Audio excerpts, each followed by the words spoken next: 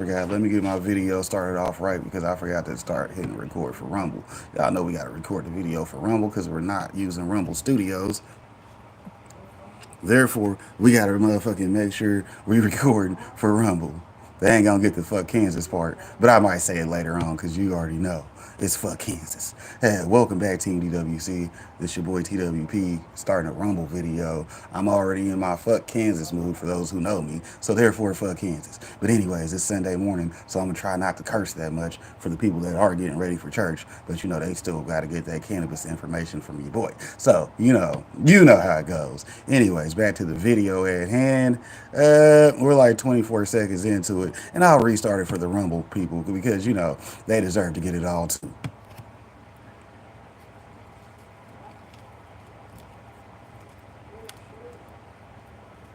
Just a friendly reminder: always be yourself, and if people don't like you, they'll let you know that they're not for you, right? The number changes almost every election, and it is hard to keep up. Okay, so let me break this down for you.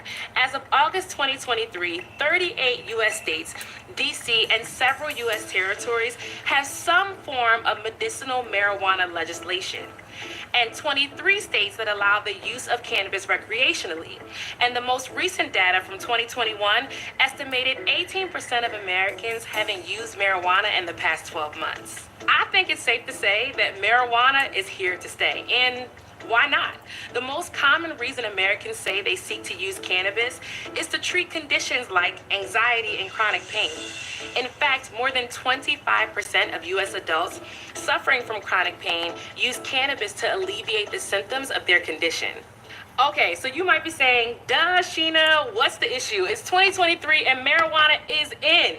So where are you going with this? Well, recent studies are raising eyebrows about the long-term health effects of cannabis use.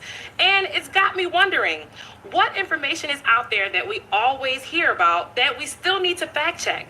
After all, if you do partake in this still federally illegal drug, I want you to have all the details. Good morning, Astro. Good to see you. I promise Hopefully, you're you, doing it's good in dear to my heart. This is 2025. not an episode about the evils of marijuana. No scare tactics here, just the facts. We aren't going to deny that in a lot of states, marijuana is a prescription drug prescribed by doctors to treat the symptoms of many health conditions. In fact, there are many encouraging studies that indicate that cannabis users see positive impacts on their health when it comes to conditions such as chronic pain, anxiety, and depression. However, just like any other drug, there are still risks to consider. All right, I won't keep you waiting in suspense. Let's dive in on the myths. Okay, myth number one, I'm sure you heard of before. Marijuana is a natural herb and therefore healthy. Okay, so let's look at the definition of healthy. We are to assume healthy means something that you can take with little to no physical side effects. However, if you Ricky's smoke or Radio. vape cannabis, I regardless know of if the y'all want to amount be of wild, go over to THC, Ricky's you channel. could be vulnerable to conditions such as heart muscle dysfunction, chest pain, heart attacks, and strokes. In a And as my homeboy Cooking with Love and War would say, fire in the hole, baby. Hopefully, y'all smoking good and doing good. If not, hey, y'all saw the thumbnail. I'm already stoned. recent study from Stanford University, researchers wanted to better understand the effects on smoking marijuana daily on the cardiovascular system.